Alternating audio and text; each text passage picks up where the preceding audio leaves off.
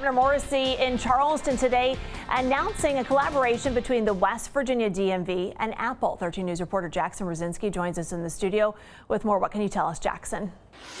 As of today, everyone in West Virginia who has a valid ID or driver's license can now have those forms of ID and any other state-issued identification all on their iPhone.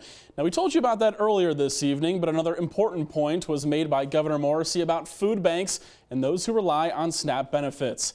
Governor Morrisey reiterated throughout his address today that the, quote, Schumer shutdown, referencing the federal government shutdown, is hurting West Virginians all over the state.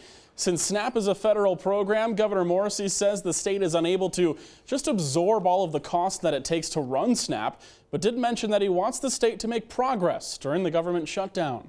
So I can tell you, as of today, I am directing the expedition of several of the appropriations we have, all that's been appropriated by the legislature, of resources to the West Virginia food banks that can begin, because I think that the concern would be beginning November 1st. And so we're going to start the process, help the food banks a little bit more, and do what we can. And I think today's decision starts to free up $1.1 million.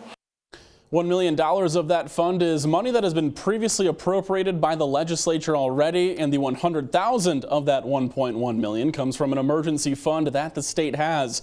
Governor Morrisey also called on the public in his briefing today, asking people to volunteer for food banks and consider donating to food banks across the state.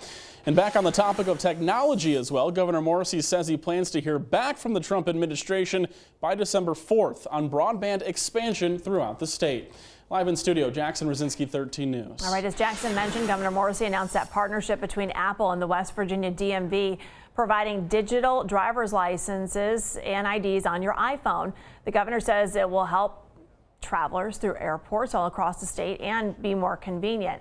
This effort is a part of a large plan for people in West Virginia, they say, to provide better technological options in their everyday lives.